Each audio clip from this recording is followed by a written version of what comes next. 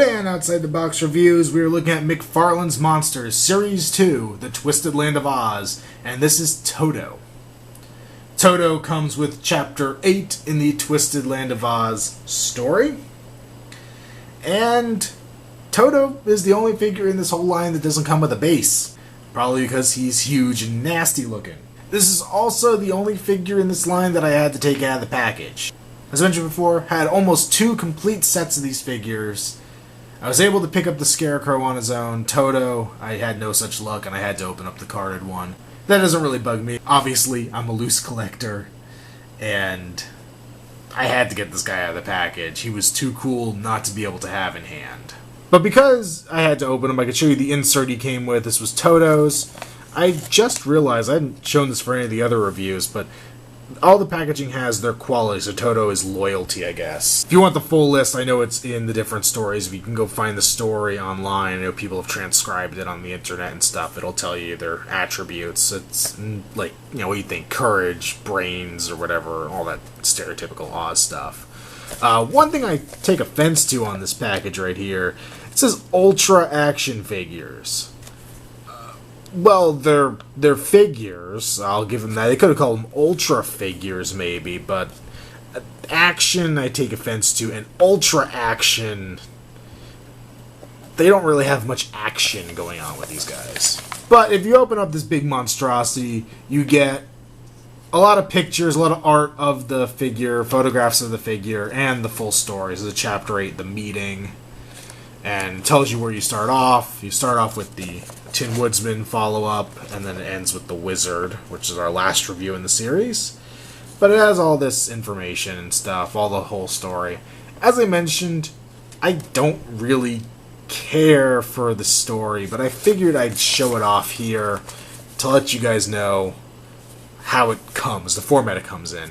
That's even more of a bummer. I thought for sure when I opened it up that this here was a little mini comic book. That's what I thought. I mean, it's McFarlane. Why wouldn't it be a comic book? That makes sense, doesn't it? Or even if it was going to be text, at least make it almost like this is a little tiny book. But this, I mean, who's going to read this? There's no good way to read this and just save it to read. This is going to get torn up and beat up, and it's in a regular shape. I mean, I know it's just text written about the whole thing, but this is stupid. Before we get into Toto himself, let's take a look at his rider. He has a little munchkin on top. Now, I don't know if this guy's supposed to be sitting a weird way or what, but he has no legs. He has absolutely no legs. He has a saddle up here, and then he's just ends. There's like a belt buckle almost in there, and he's gone. So I don't know if he's supposed to be half a person, or if he's just supposed to have legs that you don't see or what. But nothing there. He's got his arms holding onto the reins. The head sculpt's pretty cool. He looks all pissed off and grumpy. He has a helmet that looks like a goblin face, which is kind of cool. It's kind of twisted looking and nasty, as you'd expect from this line. His back's kind of skeletal and scarred up and gross. Serviceable little character. He has a little bit of articulation. You can swivel his head, but not much of anything else. But remember, he's an ultra action figure, so that's his ultra action. Toto is, well, he's not the dog you're used to in the movie. He's a big, slimy slug dog. And he's just cool. He's translucent. You can see inside he actually has like a rib cage and guts and stuff. But he does have some paint on the outside. So he really just has a slug-like look, which is pretty darn cool. Even on his underside here, you can see his like intestines and stuff in there. Really interesting touch. Really gross and unnerving. He's got his harness around his head. It actually looks like it's pierced into his ears. These things prying apart his mouth. His mouth actually goes back a good amount. You can really have some depth in there. His tongue's nasty and curled. His teeth are all different sizes, coming out at irregular angles.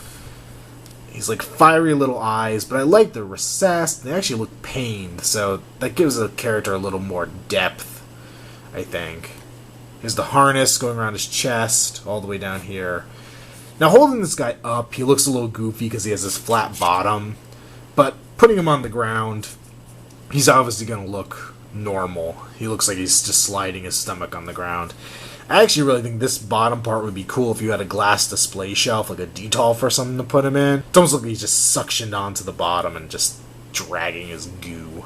Toto does have a swivel in his head, his ultra action, of course, you know, it's McFarlane. Gotta have that ultra action figure feel. And that's the only articulation he has, so both dog and rider have a swivel head, and that's all we really get. None of these legs move, which is a little disappointing, but it's all well detailed and cool, and I don't know, the gross factor here is just neat. I really like this piece. I'm glad I opened him up. It's funny. I ragged on Dorothy for being a statue. I complained about the Scarecrow being a statue. Toto? Toto's a complete statue. Toto's almost as bad as Dorothy. It had one extra articulation point. And that's just an extra head swivel that doesn't really do a whole lot. But I love this thing. This thing's so gross and nasty. As a display piece, he is just cool. He really is. He's big and gross and slimy, and I'm so glad I took him out of the box. I really am. I think I would have been upset if I'd sold off the figure or done something with it, kept it in the box forever, whatever it is I'm going to do with these guys. I think I would have been upset if I didn't have this guy out, because he's just neat. He really is. He's super cool. I'm going to highly recommend picking up Toto.